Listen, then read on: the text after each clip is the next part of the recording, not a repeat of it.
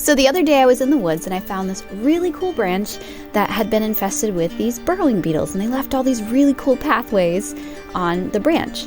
And I brought it home so I could make an empath wand out of it. A lot of people might be wondering why I chose to do this from a branch that had been destroyed basically by these beetles that had been in there eating this wood.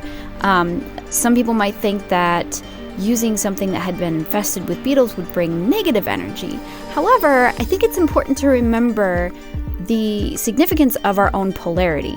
So even in batteries, negativity is not a bad thing, right? You need negative charges and positive charges in order for the battery to give off any energy.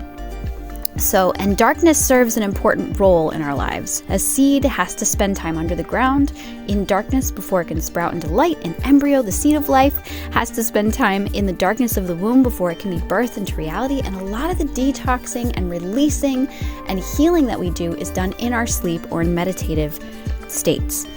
Darkness is where we learn to grow, we learn of our weaknesses, and we're forced to take the time to strengthen them.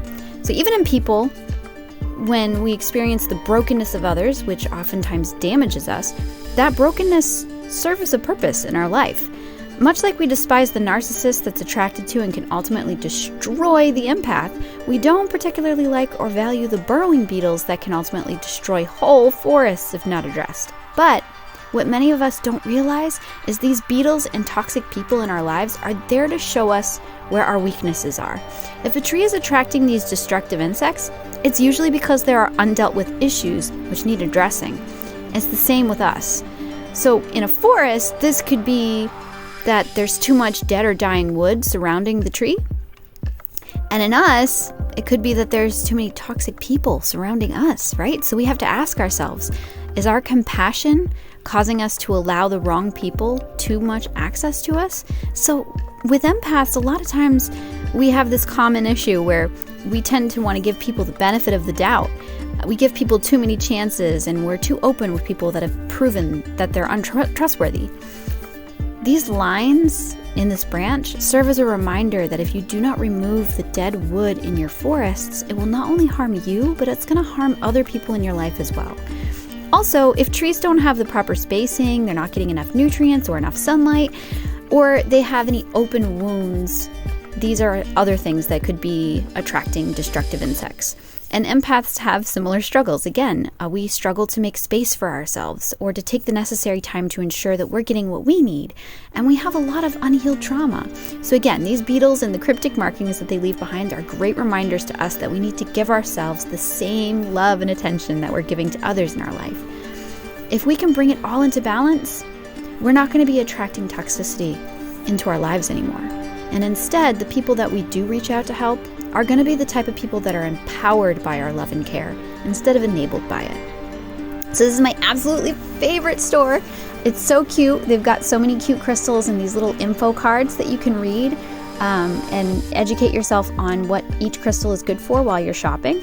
And this store is called Strawberry Moon, and they have a location in Dartmouth, Massachusetts, as well as in Marion. So you should check them out because they're super cute. But I came here specifically looking for a piece of amethyst that would fit the wand. Found this one. I thought it would fit nicely, so I brought it home. And here I am crushing up quartz dust. This is actually quartz mixed with mica, and I'm making it into a powder, which I'm going to glue into the hollow spaces that those beetles left. So all that scar tissue is going to be filled with this beautiful quartz dust, which is going to help with clarity of mind while you're spell casting.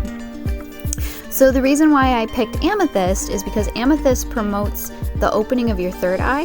It helps you to trust in your intuition as well as helping to heal emotional trauma. But the importance of trusting your intuition is so important to an empath because while we have fantastic intuition, we tend to not trust it as much as we should though, because again, we want to give people more chances than they deserve. We like to give people the benefit of the doubt. And so a lot of times we give people the benefit of the doubt despite the fact that our intuition is telling us that it's not a good idea. So I wanted to use amethyst in order to promote, to give us that boost that we don't doubt our intuition, so that we learn to trust it. And then later you're going to see that I am wrapping the crystal in copper wire, and I used real copper wire because copper is a fantastic conduit for energy. So that's going to help get that energy from your hand, the palm of your hand, into the crystal and then into the wood so that you can direct it where you want to go. This part is probably the part that took the longest, just trying to get that crystal to fit just right in there so that I knew it would be nice and snug and it's not going to get knocked loose easily. And then the part that probably took the most patience is directly after this, when I had to glue it in there to get the original setting, because there was no way for me to clamp it to the wand, so I literally had to sit there for hours holding it while it dried. But one of the things that I did to kind of help with patience while I was holding it in place was I lit a nice lavender incense stick, and the lavender really kind of calmed me down and chilled me out. And the smoke from it gave me something to kind of meditate on while I was sitting there.